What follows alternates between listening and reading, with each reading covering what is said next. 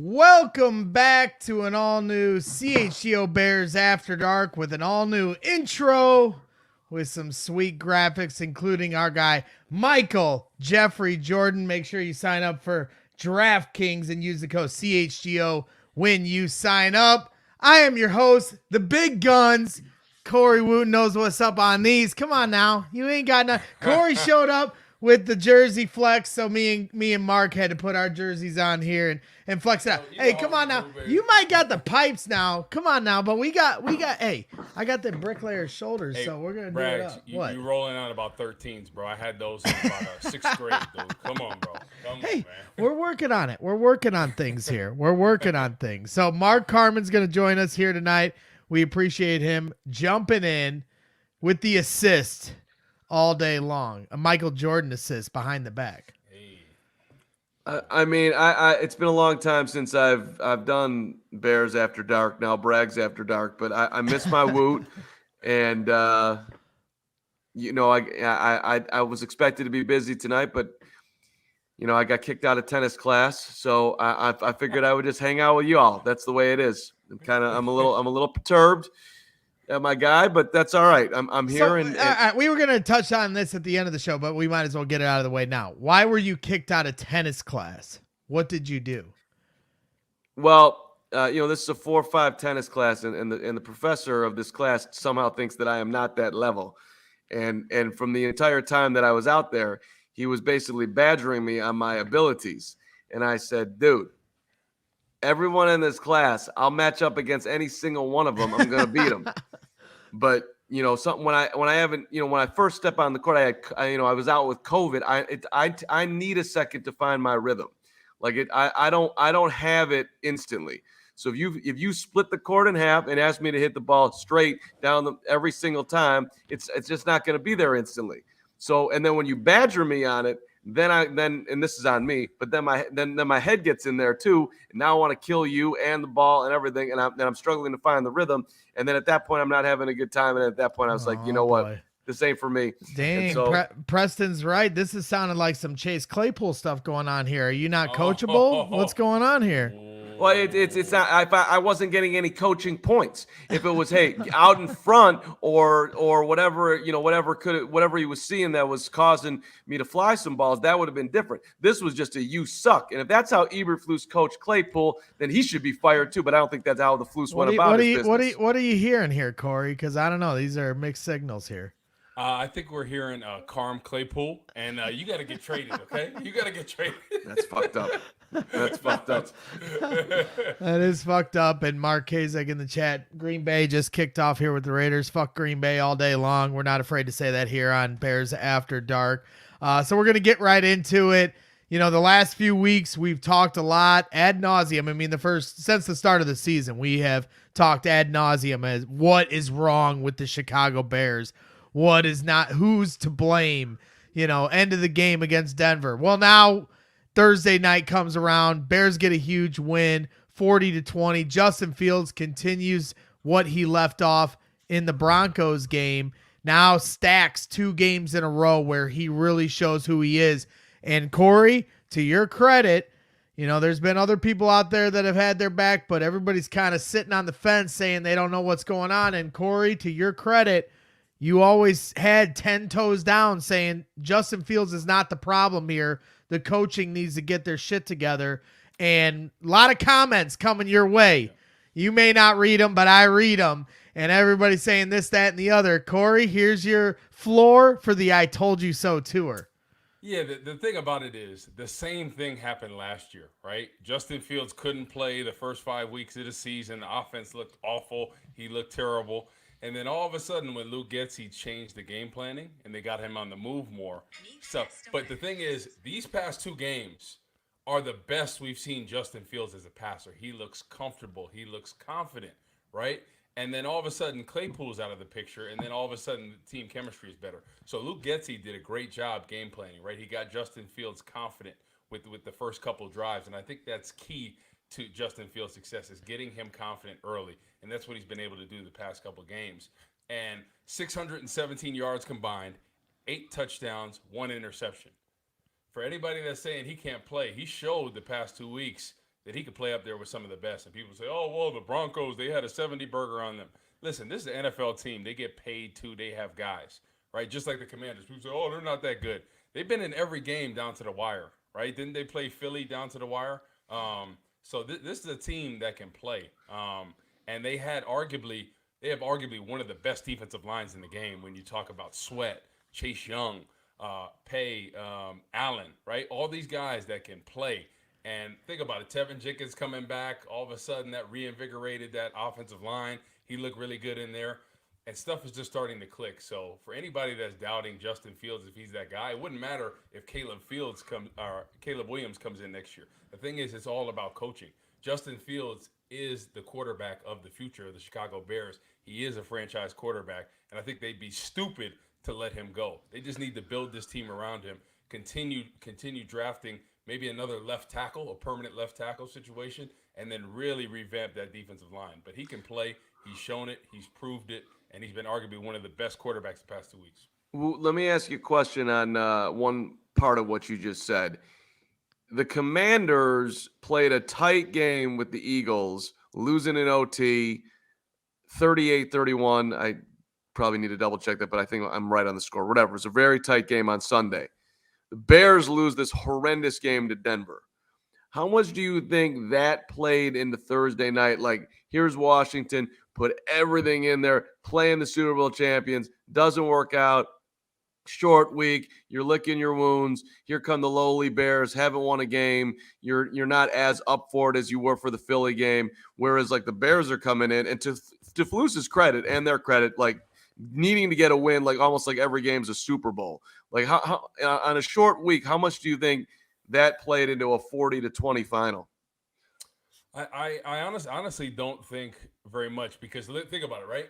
Justin Fields was coming off arguably his best performance as a pro player, right? The week before in Denver. I think everybody noticed, like, wow, this dude was playing some ball over there.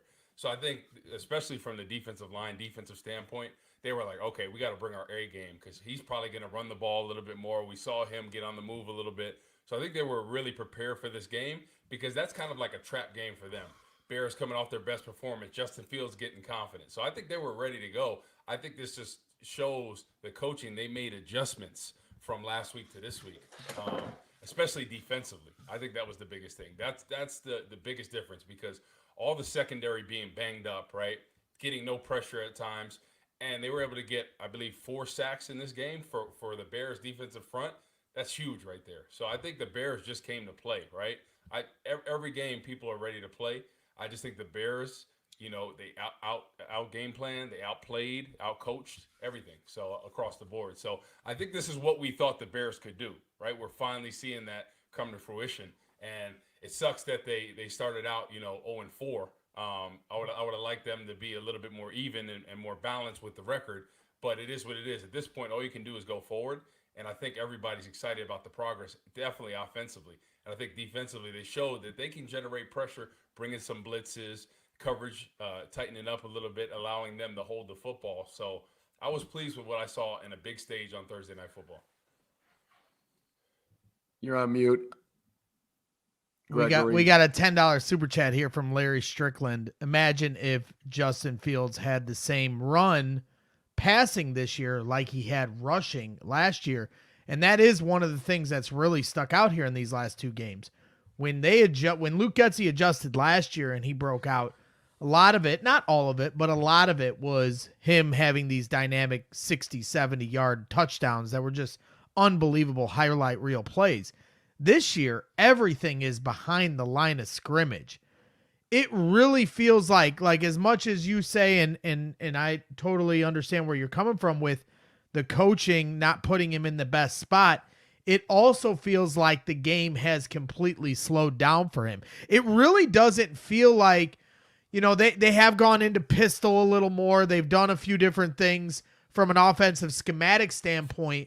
But at the same time, it's not like they just converted back to nothing but QB designed runs and building the offense around him running the football. It really does feel like this year's adjustment is a lot different from last year's adjustment. And I think the biggest thing, real quick, Carm, so is the rhythm of the passing game. Early on in the game, that's what we see. 1, 2, 3, get the ball out, right? And then all of a sudden, as the game goes on and he gets confident with those rhythm timing throws, 1, 2, 3, and then all of a sudden hit that first route, we see him looking the defense off and then opening receivers coming back to the other side. So that's where we see growth, right? Everyone talking about Justin Fields can't read coverages. He locks on receivers. What we've seen the past 2 weeks is a guy that's looking off defenders, baiting them to go one way and then throwing it back the other way. So I think that's growth and I think that's progress. But what Luke Getsy did in that Denver game was after that first drive, he started out with some more rhythm throws. And then that got Justin Fields confident. Then they got him on the move a little bit, some boots, some sprint outs. And that's what you see with Justin Fields. So anybody that says that he can't pass the ball, he can't read defenses, he showed the past 2 weeks he could do that. And I think it all came to him just getting confident, right? And people don't realize how crucial at any level, college, especially the pros, if you are confident, right, you will play well. You're more likely to play well. If you're not confident, what we saw Justin Fields start out in that Green Bay game in the first half looking pretty confident as a passer. Second half didn't. Tampa Bay game, not so much. Next game, not so much. And then all of a sudden, we see him get confident in that Denver game, and it was because of so that's what we see the biggest difference. So I think Justin Fields proved to a lot of people that he can pass and be able to read defenses. Speaking of that coaching point, it's important when guys aren't going well to be positive rather than tell them they don't belong in the class, like what happened to me tonight with Hector. And I appreciate Woot's. Can you hear us, Woot? You look a little like you. Yeah, Corey's having a little headset issue, I think, right now as he's looking around. But I can hear you, and that's what counts. Thank you, Gregory. Woot, give a thumbs up when you're there. He can't hear. Okay, no problem. Jump out, jump back in. Jump out, jump back in. There we go. Okay, there we go. What's your understanding, Gregory? I'll ask you this question, and as I was going to ask Woot, how do you think the light went on for the Getsy? Something happened. I don't know I don't think he'll ever tell you exactly what went down, but there was some light bulb that clicked in between game 3 and 4. And it just seems like he settled into where he's at. I think the amount of heat that was on him, I think he maybe took it personally. And I think they rationally looked at what was happening and they made logical adjustments. And I give him credit for it. But there is some, I'd like to, I wonder if he will underline this week, just his progression this year with the offense and how he's, seemed to settle into getting this team, pointed in the right direction once again. He did it last year and he's done it again. We'll see how long it lasts. Hopefully it'll last for the rest of the season. Well, I think part of it is what Corey has been preaching here on these last few After Darks, and that's they're simplifying the offense to an extent. Get him 1-2 read, if not take off. But I don't even want to put it all on that because I think that discredits Justin for what he's been doing because he is reading the field. It just so happens that the first and second read are open more times than not here in these last 2 games. So I also think a part of it is it didn't hurt to play the Denver Broncos, a couple weeks ago. They're one of the worst defenses, if not the worst defense in football. And sometimes it just helps to see it, right? We're wearing basketball jerseys right now. How many times have you played or watched, the Bulls or whoever, your favorite college team? And sometimes it just helps to see the ball go in. How many times did they say when a shooter was struggling, get to the free throw line just to see the ball go in a couple times? And then after that, then you get into a rhythm. And they just had no space to breathe the first 3 weeks, especially in Kansas City. No margin of error. And when they got against Denver, they had an opportunity to move the ball, get going a little bit, find a little momentum, a little bit of confidence, and then that snowball effect takes place. And I've always said from the start of the season, it felt less of an X's and O's problem for Justin Fields than it did a confidence issue for Justin.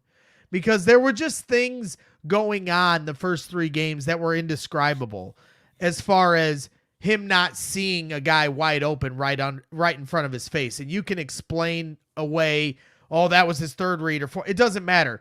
DJ Moore standing in the middle of the field clapping, right? And he's looking right in his direction. So those are things I think that pointed to everything was just moving too fast.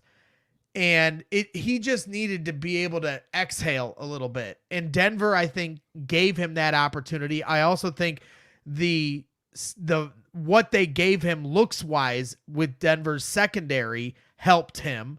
They got out of zone sometimes. They played man coverage. That played into Justin's hands. That got him into a rhythm. And now he's carried that over into the Washington game. And so I just think they're in a rhythm. They have confidence. And now they're getting back to water is finding its level finally, is basically, to me, the simple answer to it. Okay. That was a long-winded. Well, it's never going to be as bad as it was the first 3 weeks, but it may not be as great as it has been the last 2 weeks. So basically, you're underlining that a couple minor adjustments, but in essence, Justin has had some success, and now we got a snowball situation going on, right? Yeah, Am I hearing that right? It's confidence. Okay. But you wouldn't say that he was he was a dude that lacked confidence, right? Like I'm trying. Yes, I think the first 3 weeks, I think the confidence. He was skittish. I would say he was skittish. I think him and the whole offense was demoralized. You could feel it, the energy. We heard it from people that were standing on the sidelines for these games, talking about how they were checked out, because it's just a mental thing. It's human nature to be frustrated. And you could feel that frustration even through the TV. You don't even have to be standing on the sidelines to see this. You could see it. But hold on. They've done some things that have blatantly that are different. The most obvious one is the tush push. They spent 3 weeks doing the dumbest shit possible on 4th and short, But I'm not talking about the tush push, because that's just like an execution 4th down and one thing. They started running him more. They started running the ball more. They early in the game he did like really basic things like that I thought made a whole lot of sense. In the first 2 games, Robert Tonyan didn't have a catch. I'm like, is this guy ever going to catch the football? I mean, he's had I'm not saying he's an elite tight end, but he wasn't a guy that doesn't catch the ball in Green Bay. Can he catch the ball in Chicago? Okay, here we go. Nice, easy, get Tonyan involved, simple plays. So there was, I do think that Getsy and company deserve a lot of credit for simplifying, taking, this is what we do well. Let's put Justin in a position to succeed. This is where we're at. This is what we need to do. Let's build his confidence. Let's make things a little bit easier, and let's go from there. I think it took them. Maybe they were a little too tall coming into the season, but they've adjusted, and they adjusted well enough that they should be sitting here at 2-3. They just blew the Denver game. They did things that and part of it is on them. The bootleg that went awry is on the coaching staff. Justin had no chance on that play. That play doesn't happen. Bears win the football game. Now, I do think we get a little too. You shouldn't have called that play. It's your fault. That's why we lost. Here comes Woot. I think that is like not. There is not any team in the NFL whose offensive coordinator is calling a perfect game each week. Sometimes you are going to put your players in a position where it's going to be difficult to succeed. I'm not saying that Justin should have gotten out of the. I'm talking about like they should have won the Denver game, Woot. And everyone's like, well, I mean, and I just said, like, if you didn't call the boot where he ends up fumbling the football and they end up scoring a touchdown, if you don't call that, they win the game. But it also doesn't necessarily mean that like all of it is on the coaching staff. Sometimes you're going to make a mistake as a coach, and the player in this particular situation, Justin should have just eaten it, taken the sack, and gotten out of there. And there's the timer, and that means that Go get your chicken. the vegetables are done. The chicken's on the way. Woot, you're back. You can comment to Braggs, and I'll catch you up midway. I'll be back in 22 seconds. Yeah, essentially, what we were talking about is he asked me like, why do I think the light came on? And I to me, I think it boils to the simplest form. It came down to confidence. The first 3 weeks, because we can talk about the X's and O's and the schematic changes, and I don't think they were that drastic. I think they were minor schematic changes. I really don't think they've done that much different. I just think they're executing at a higher level. And I think, Chase Claypool being out might have something to do with that. But the other point I made was that Denver, playing a team like Denver, it's like we're from a basketball standpoint, when you're not making your shots, get to the free throw line and see a couple balls go in the net, and that gets you into a rhythm. And I feel like that's where they're at right now. The other aspect that I wanted to ask you about, and we've never really touched on this either, as I mute Carm's mic. I should just take him off the screen. The other aspect is, do you think that they should have gone harder in preseason? Because I think that's the other aspect of it. It almost feels like they came out so rusty or so, not ready to play. And I get that's kind of the new era of the NFL, that this is just how they handle the preseason because they're so timid about injuries. But I just also feel like a big part of this was they didn't have enough reps together, and now you're seeing the cultivation of those reps and the reward from it. Exactly. I think you see this across the board, not just from the Bears, but football in general, right? The first 3 to 4 weeks, usually a lot of mistakes. Offenses aren't looking as great. Look at Josh Allen, right, who is a top 5 quarterback. The first game against the Jets, he looked absolutely awful, right? And there is definitely a correlation between not playing in the preseason and the slow starts. Because back when I played, starters would play, 2 series in the first game. Second game you play maybe 3 series. Third game you play the whole half, and it'd be kind of like your dress rehearsal before the season. And then the fourth game was strictly for all the bubble guys or practice squad guys trying to make the team. So you definitely see week 1 teams struggling as much just to get on the same page, the rhythm, the timing, especially offense, defense, missing a lot of tackles, guys getting burnt deep. Just a lot of bad technique things, and I definitely think that's due to the lack of playing in preseason. So I get it, right? Guys are trying to stay healthy, and most of the injuries happen in the preseason. But at some point, right, to be able to get in a rhythm and timing, you have to have live action going against other guys, right? Because in training camp, you're going against the same guys. So guys know each other. Justin Fields knows how Stevenson plays. He knows how Jalen Johnson plays him. And you're getting different looks against different teams. So I think they need to play more in the preseason a little bit. I don't think it should be anything more than it used to be, but I think you need at least one game where you play a half, you get the rhythm, you get the reps, you get the timing. So I think that is, and I think people are underestimating the impact that removing Chase Claypool from this team, and people sleep on that because one guy can really affect the locker room. They really can. One guy just being negative, being this, that, and the other, all of a sudden, guys don't gel together. And when they put him as inactive, a healthy scratch, all of a sudden everything starts going on all cylinders. Yep. And we talked about this, right? So think about this, right? Darnell Mooney really didn't do much in this past game, right? And then he went to Twitter and tweeted about DJ Moore, right? Like what he did was unbelievable. And I think that's just a mark of a good teammate, right? A guy that's not selfish, that wants to see it. Claypool, oh, man, he would have been pouting about this, that, and the other. Yep. And I think that's just very telling about the type of guys that they have in the locker room. And I think it was a good thing to get Claypool out of there. Let me ask you a question on that. He doesn't play hard in week 1 against Green Bay. He ends up playing in week 2, scoring a touchdown, got the Bears within 1 score. Justin throws the interception. They lose the football game. Yada yada. Should he not have played in that game, Woot? Which one? In the Bucks game? Because some people think like, look, he embarrassed the Bears. He embarrassed himself. He embarrassed his family in week 1, and Flus didn't make him inactive. Yep. And I mean, I think that's like you can say that, but the dude ended up, playing his ass off the next week, scoring his lone touchdown as a Bear. I'm not sitting here trying to defend Chase Claypool, but that's what happened. But did they make a mistake in the locker room, despite the fact that he still played a halfway decent game? Well, I think based off what they gave up for him, I think they're like, hey, we got to try to make this work if we can and see. And then the following game, he's just being lazy and blocking.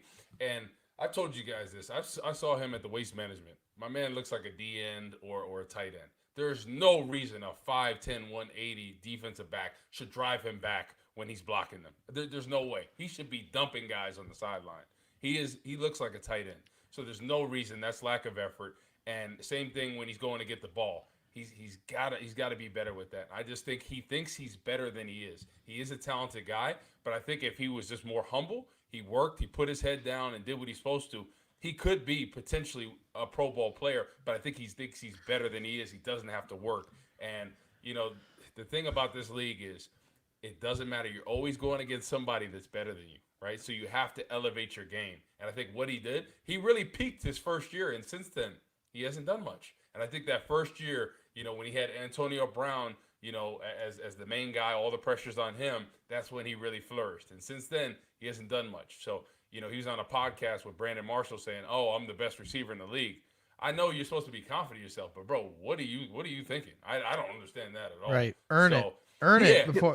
He said he was going to have 1,400 yards, and they were all like, talk your shit. I would have looked at him like, dude, what planet are you living on? Like, I know. I wish Shady McCoy was on that one. Like, Shady McCoy is funny because I feel like he doesn't really know how to break down things, but he's funny in situations like that. We would have said, nah, bro, right, and you see the podcast where they keep it real. Like, you've seen Shannon Sharp and Ocho Cinco, right? Mm-hmm. And Ocho Cinco's like, I'm a Hall of Famer. And Shannon Sharp's like, no, you ain't. Like, he didn't he didn't gas him up. He kept it real with him. And, sometimes you need to keep it real with a guy. Well, Brandon could have been like, those are my numbers, dog. You're not putting up what I do. I mean, that would have been one time Brandon could have flexed too. Exactly. No, that's real true. But I think, honestly, this is Claypool's probably last chance, right? I think McDaniel and them said, listen, you're a talented guy. I see the talent there, but there's no reason you should be to this team, to that team, as big as you are, as strong as you are, as fast as you are. Let's do this. So this could be a wake-up opportunity for him to really rewrite the ship in his career. Because I just think sometimes people need that awakening, and I think he needs to be humbled a little bit. And I think hopefully this humbles him. Maybe it won't, but I think he can if he worked and he put it together. I think he could be a talented guy. But I just think the work ethic is not there. He's gotten away so long with just being so physically gifted. You can do that in college. You could maybe do that 1 year where you have arguably one of the best receivers to ever play in Antonio Brown on the other side of you. But you can't do that on a consistent basis in this league with how good the defensive backs are nowadays. All right. Final question, $1 million question before we move on to our next topic before an ad break. Adam Hogue says I'm not allowed to talk about this, but Adam Hogue's not here. So, when the cat's away, the mice will play. Right now, the Bears have the number 1 and the number 2 pick in the NFL draft. And this is all the talk for Bears fans. We can wait till the end of the season all we want, but at the end of the day, it's a relevant conversation because right now the Bears have the number 1 pick. You kind of alluded to it, but I want to put you on the spot, and I also want to put Mark on the spot. If the Bears have the number 1 pick, is there any threshold that Justin Fields can surpass that they will not draft Caleb Williams?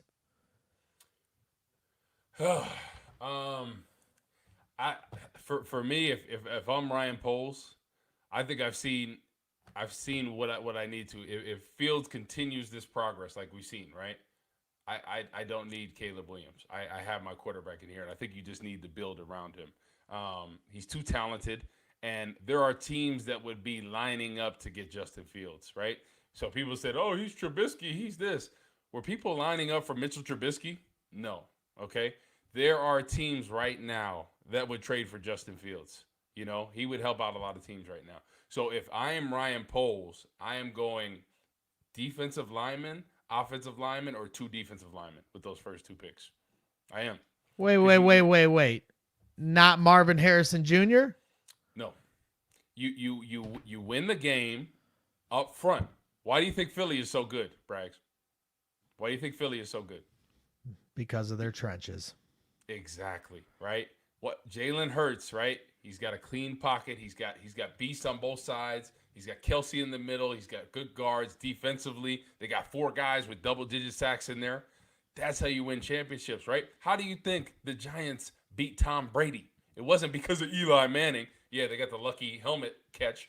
But why was it? Because Michael Strahan, Osi Umenyiora, Justin Tuck, Matthias Kiwanuka, Dave Tollefson, all those guys. They were going and then the same thing in 11 with Jason Pierre-Paul and all them. The battle of the trenches. Von Miller, right? When he single-handedly took over that game against Cam Newton in the Super Bowl. The trenches win it. So that's what I'm saying. You could go this and that. We have DJ Moore, right? Darnell Mooney's an option as well. Maybe they could potentially get another free agent. Maybe they can get a guy in the potential 2nd round or 3rd round. That could be an option. But you have to win the battle of the trenches. Like every team that's successful, they usually have good trenches. So those first 2 picks got to be offensive defensive lineman for me. Especially one of them's got to be a dominant 3 technique or pass rusher. Because look at the pass rush, right? It's evident. That's why the defense has struggled. You need the big fellas up front, especially in this Tampa 2. You need your 3 technique. All right, Carm, putting you on the spot here. Well, Greg and Woot, as much as I respect my Woot and appreciate everything he does, and by the way, huge win for the Cats over Howard, 3-3, baby. Pride of the Cat is alive this year. Don't grease him up. Answer the question. Just slow down there, Biggs. I'll tell you this much: if they get the number 1 overall pick, I guarantee you they take Caleb Williams, even if it is the Panthers pick. I would bet. I'll put whatever you want to put on it, Woot. Now, should they or should they not? Have you heard how people talk about Caleb Williams? This is the consensus number 1 first quarterback since Andrew Luck. When he was 17, he was already on a path to being one of the all-time greats. You are not – there is no way if they end up getting that number 1 pick that Justin survives. I will be shocked. Unless he continues to play like he's playing right now. If he does – so you don't think he's going to play like this the rest of the season? No, he's playing insane. I mean, this is like he's playing right. His last 2 games are a Patrick Mahomes level. 8 touchdowns, 1 interception. I mean, the dude is on fire right now. I'm not saying. Listen, I said earlier today. I'll say it again. I think that Justin you can absolutely win with him. I think he's a top 15, top 10 quarterback in the NFL. And I got no problem with the Bears extending outfields. I don't worry about like what's going on in New York with the Giants. But if you're telling me that they have the number 1 pick, they can reset the quarterback clock, get a guy who is considered to be generational, you have to do it. They would have to trade Fields, get the best deal they can do, and take that quarterback and use the other pick that, depending on where that is, top 10, and add to the trenches. I don't. All right, timeout, Carm, because you said Justin Fields can be a top 15, top 10 quarterback in this league. Yeah. And to me, that's a huge transition. Not to say you weren't out on Fields ever, but that's a huge transition from how I've felt you've perceived him. Now you're vaulting him into top 10 potential. So Carl. Yeah, go ahead. Go ahead. So right, Justin Herbert. By the way, but go ahead. Yeah, go ahead. No, Carm. I need to know because I need to know, Carm. You got him in top 10 potential category. Look at he's terrified that I put him on the spot. So Justin Herbert, Joe Burrow, top 10, right? Yes. Yes. Okay. So if you had them on their franchise, would you? No. But I see. I look at Herbert and Burrow as top 5 guys. Woot. Those are top 5. Joe Burrow is an MVP candidate. Justin Herbert is if he wasn't playing on the Chargers, You tell him, Bears fans, I got it. Like Jay Sanders, Hendrick, if you asked all of them, would you trade Justin Fields for Justin Herbert right now? They'd probably say no. And I would say you are smoking what Braggs was smoking in high school. So I mean, I think we got to live in some level of reality. Well, here. Can I ask you one thing, right? Yeah. Do you feel even the past 2 weeks, Justin Fields, the way he's played, I feel like he hasn't even fully reached his potential. He missed some throws, things like so. That's what I'm trying to say is a guy like Justin Herbert. I feel like he's got to his potential, right? Joe Burrow has, right? He's still going to improve a little bit, but I feel like Justin Fields hasn't even scratched the surface of what he can do. And look what he did the past 2 weeks. And which is why I'm saying he can get to top 15, top 10. There's, that to me, that's touching his potential. And maybe I'm wrong. Maybe he can get all the way to top 5. But listen,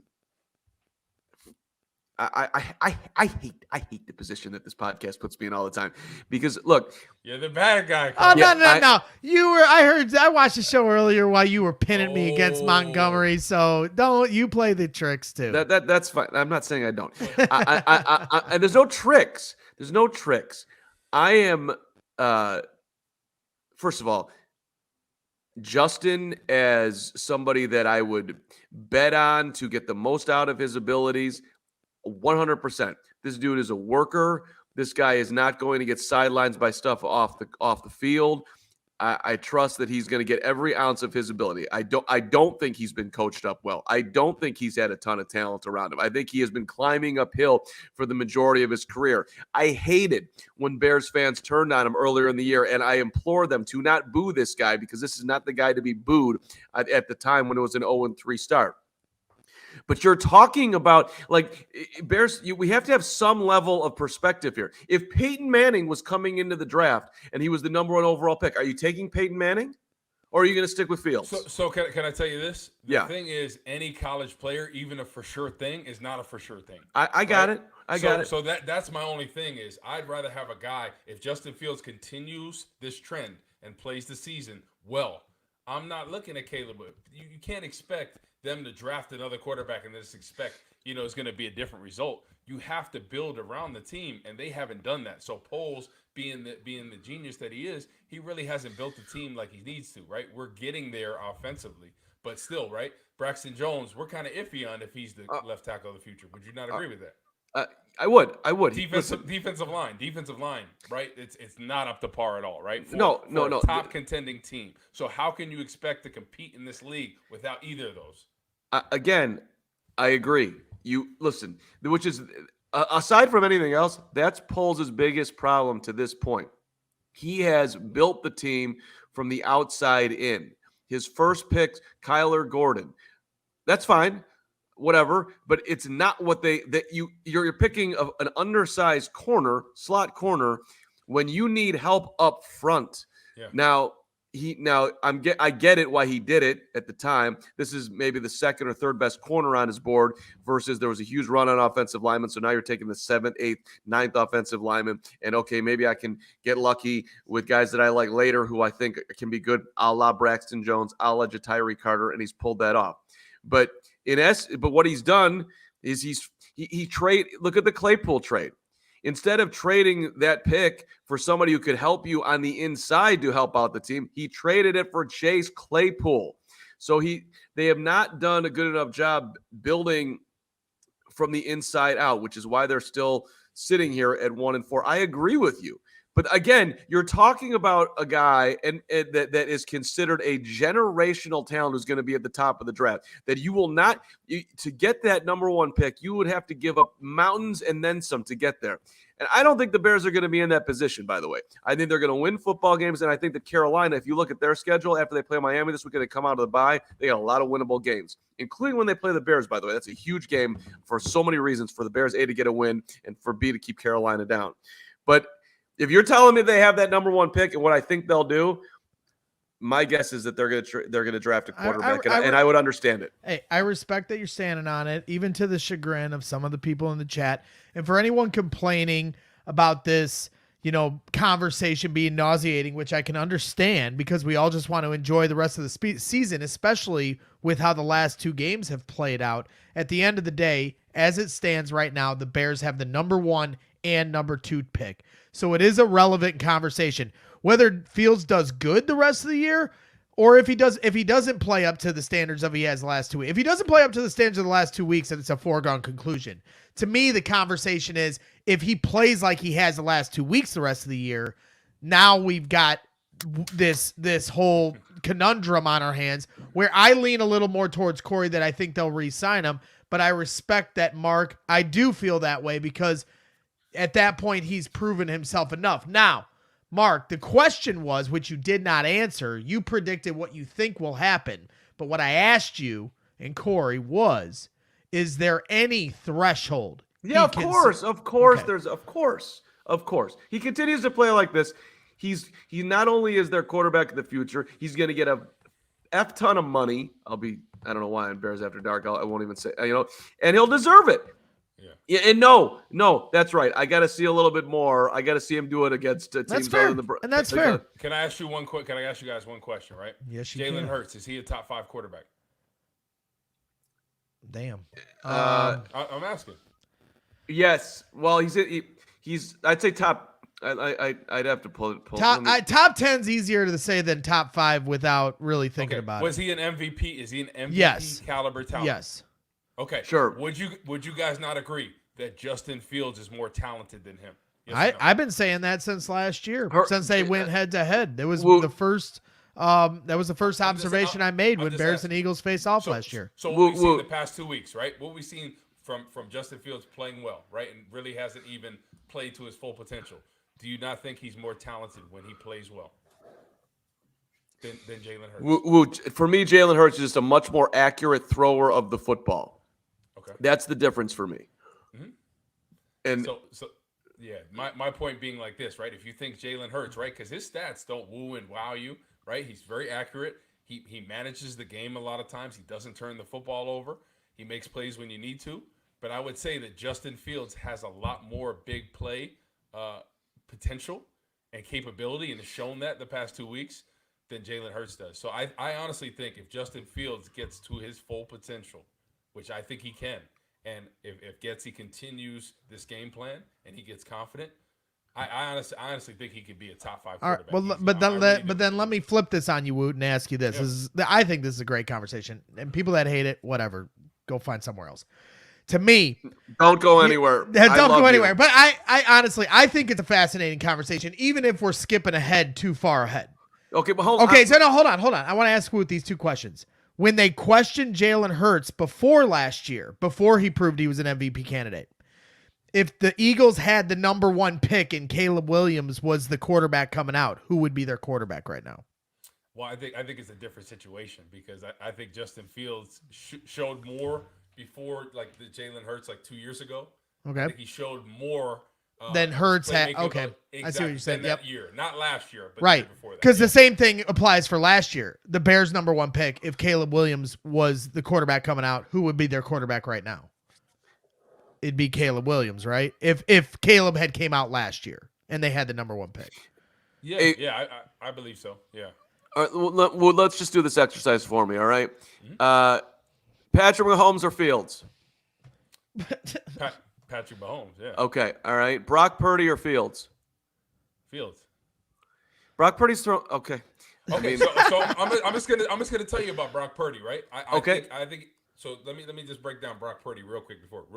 So okay. Brock Purdy is a very confident quarterback. He's very well in that system. Kyle Shanahan is game planning for him.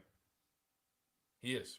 Okay, that's fine. The dude's got a 72% completion percentage. He's thrown 9 touchdowns, hasn't thrown a pick. He's got a quarterback rating of 123. But okay, it's similar to the Patriots. Every quarterback that played for Bill Belichick when Tom Brady got hurt did well. Carm, it is a system.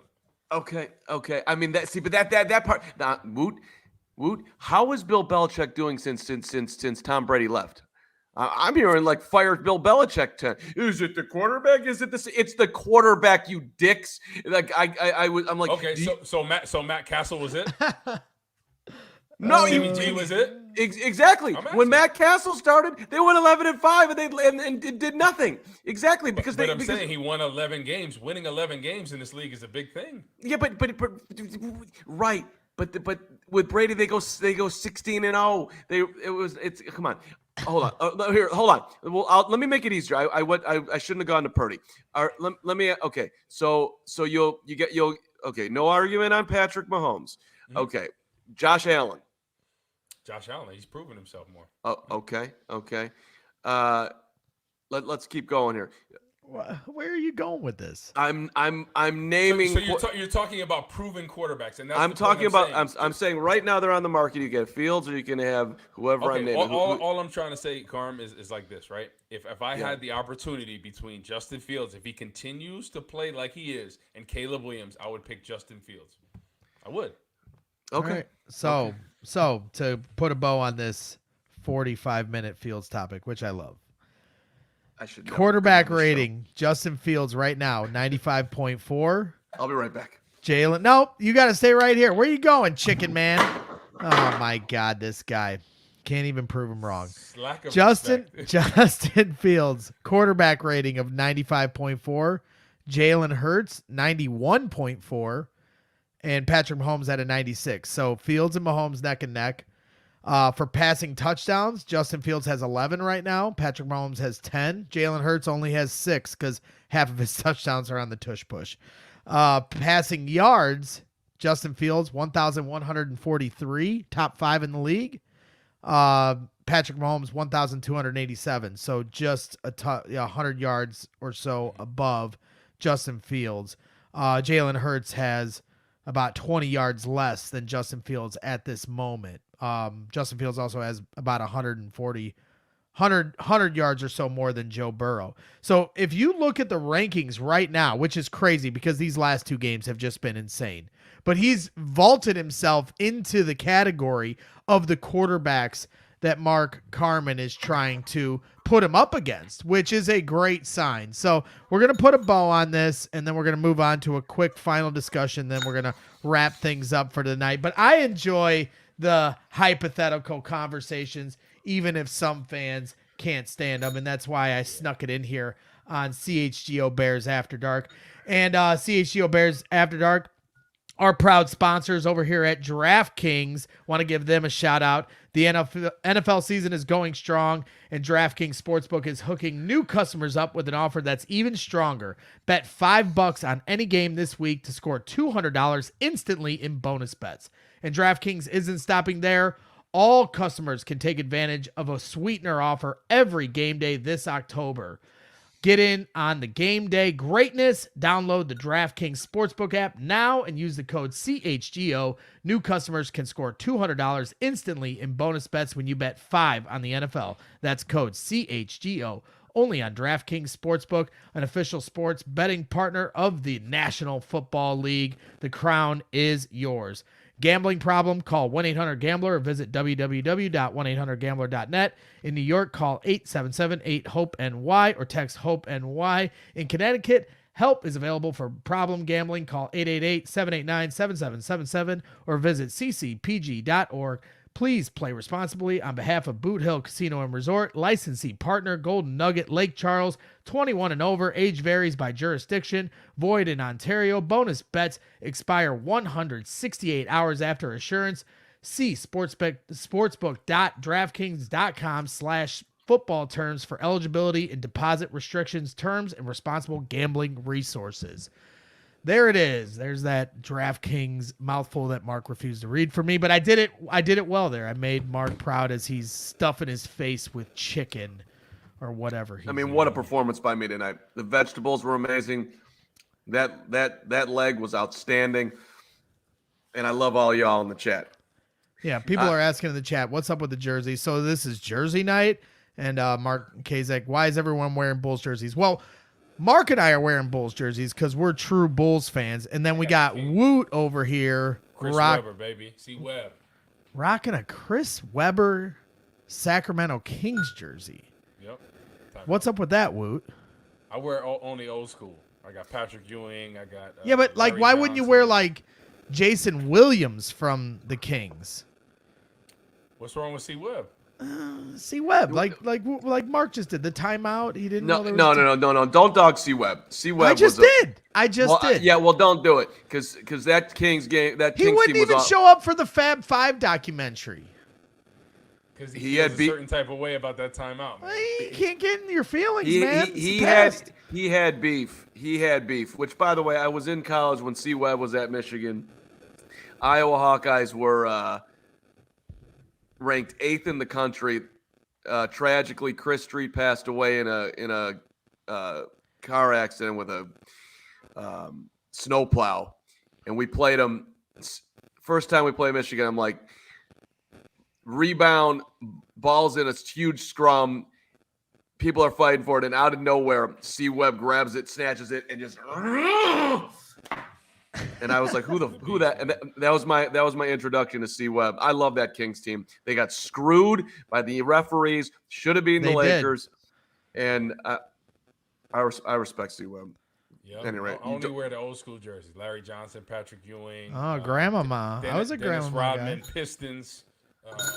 Dennis Rodman, Pistons. So wait, you were a hater on the Bulls? Is that what you're telling us? No, I've always liked Dennis Rodman, but I'm saying a lot of people don't know the true Dennis Rodman. If you were tattoos, before all that stuff. That's exactly right. That's exactly right. If you're a true hooper, he was humble. He didn't talk. Brags. You didn't know nothing about it. He's like, oh, Dennis Rodman played for them? Right. and by the way, he was a Piston. He threw Scotty into the back support, in the basket support. All Bulls fans who love him and like don't even know who Horace Grant is, you all should be fired into the sun. Anyway, go ahead, Braggs. What do we got next on the program? Man, why is my mimic voice such a soft ass? I love Dennis Rodman. I'm a Bulls fan. Okay, you don't lay bricks anymore, so you're. I'm corporate. I'm corporate. I see what it is. All right. Well, let's just wrap this up quickly on the back end, just talking a little bit about the defense since we spent the entire show talking about Justin Fields, which is fine. I like talking about Justin Fields. Where did the blitzing come from? Come on, Floos. I see you, Floos. I know. That's what we've been talking about, Braggs. Like the blitzing finally, like bringing Sanborn, bringing some of these other guys. So you got talented linebackers, and you're struggling to generate pressure. You have to bring the blitz. And then we saw a couple guys get home. So we saw 4 sacks in a game. It was like Christmas out there, right? And at times, the quarterback is still holding the ball. Sam Howell had all day at times, right? So we still need to get more pressure. But I think to hold them to 20 points, I think just builds a little more confidence defensively. And Flus finally starting to bring pressure. But, yeah, I think we're a year away from really revamping this defensive line. But for what we have right now, got to bring the blitz. You got to help the secondary because they're having to play off because there's no pressure. He got creative how he did it too. Mm-hmm. Let me send Greg Stroman out of nowhere. I mean, Flus, come on, baby. You're turning me on, Flus. I didn't think he had it in him, Woot. Dude, how many drinks or what do you call them? Did you have cockies? I'm knocking down a spin drift cocky tonight. Straight. Oh my gosh. Spin drift cocky. Corey, where's your koozie? Where's your cockies koozie? Mark, I'll get it. Go get your cockies koozie. Carm went last in prison. He'd be like, you guys want a cocky today? A spin drift cocky. That's even wilder. Boy, they play tennis with Carm, boy. I tell you.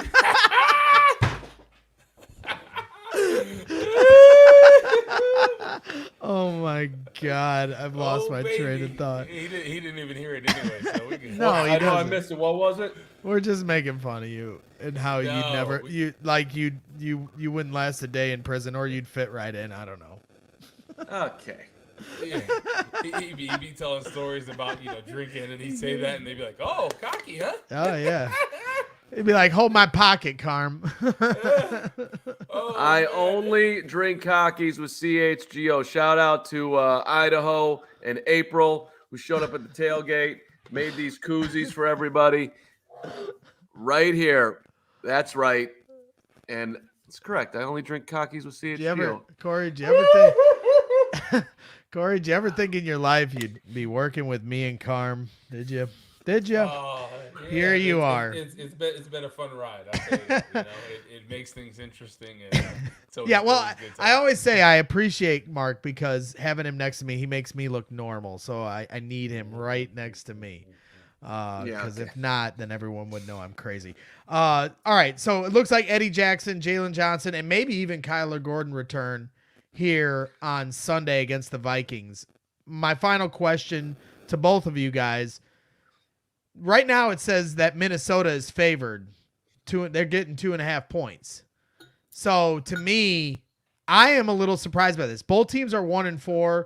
It's at Chicago. It feels like the Bears have a little more momentum than Minnesota does. So Minnesota's favored by this game just by reputation and who they've been alone. Did you see the Bears play the Chiefs? I did. Did you see Minnesota play the Chiefs?